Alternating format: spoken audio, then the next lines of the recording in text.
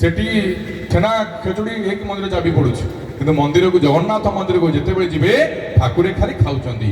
କାହିଁକି ନା ତାଙ୍କ ମାଙ୍କ ପାଇଁ ଏ ପରମ୍ପରା। ଜଗନ୍ନାଥଙ୍କର ମା ହେଲେ ମହାରାଣୀ ଗୁଣ୍ଡିଚା। ଏତେ ସେବା କଲେ, ତ୍ୟାଗ କଲେ। ଦିନେ ଜଗନ୍ନାଥ କହିଲେ, ଆଲୋ ମା, କି ବର ମାଗୁଛୁ ମାଗେ, ଅକୁଣ୍ଠିତ ଚିତ୍ତରେ ପ୍ରଦାନ କରିବି। ଗୁଣ୍ଡିଚା ମା କାନ୍ଦିଲେ। ଜଗନ୍ନାଥ ବର ଦବା କଥା କହୁଛନ୍ତି, ଇଏ ନ ମାଗିକି କାନ୍ଦୁଛନ୍ତି।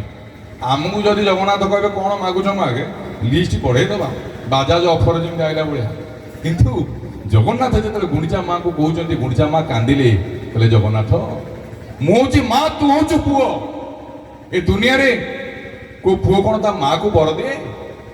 ସତ୍ୟ କର, ମୁଁ ଯାହା କହି ମୋ କଥା ରଖିବୁ। ମା କଥାକୁ ଯିଏ ରଖେ ସେ ଜଗତରେ ପୂଜା ପାଏ। ନିଜେ ଟଙ୍କା ଦେଇଦେଲେ ମା ଖୁସି ହୁଏନି। ମା ସେତେବେଳେ ଖୁସି ହୁଏ ଯେତେବେଳେ ପୁଅ ପେଟେ ଖାଇଦିଏ। ଆଜ୍ଞା, ମାଠୁ ବଡ ଆଉ ସଂସାରରେ କେହି ନାହାନ୍ତି। ଏଡେଠୁ ଏଡେ ଦୁଃଖେ କରିଛି ମା, ସକଳେ ସମଦୃଷ୍ଟି ଆଉ କେ ସାହା। ସବୁ ହଜିଲେ ସିନା ମିଳେ ସଂସାରେ, ମା ସମ୍ପଦ ପରି କିବା ମହି।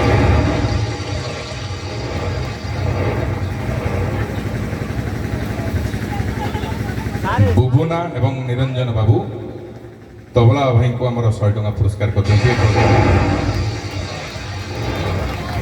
କଳାର ଅଞ୍ଚଳ ହଉଛି ଟୁକୁଣା।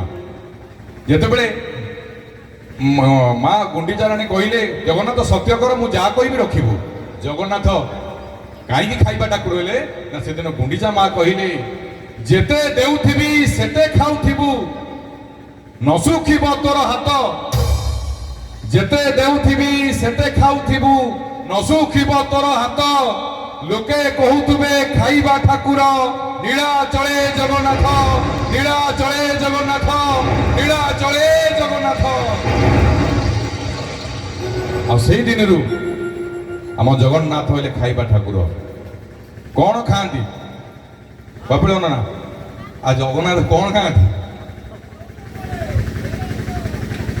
60 ପଉଟି 56 ଭୋଗ ସବୁ ମନ୍ଦିରରେ ନଥାଏ। ତାହେଲେ ସେ 60 ପଉଟି 56 ଭୋଗ କଣ କଣ? କପିଳ ନନା ଆଙ୍ଗୁଳିରେ ଗଣ। ଜଗନ୍ନାଥ ମହାପ୍ରଭୁ ଯେଉଁ 60 ପଉଟି 56 ଭୋଗ ଗ୍ରହଣ କରନ୍ତି, କଣ କଣ?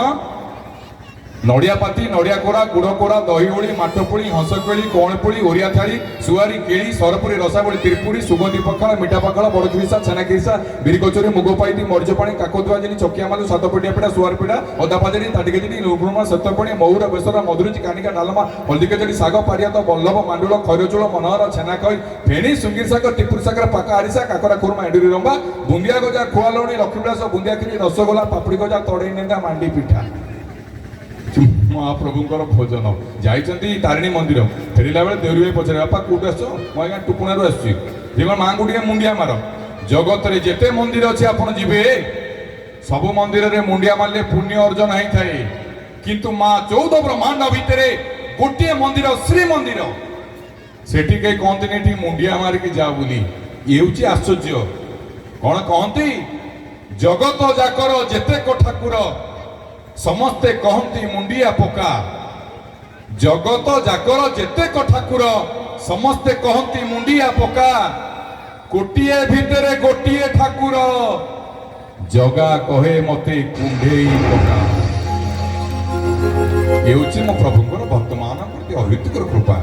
ଜଗନ୍ନାଥ ମହାପ୍ରଭୁ ସମସ୍ତଙ୍କୁ ଘଣ୍ଟ ଘୋଡେଇକି ରଖନ୍ତୁ। ବୋଲ ବନ୍ଦେ କବାର।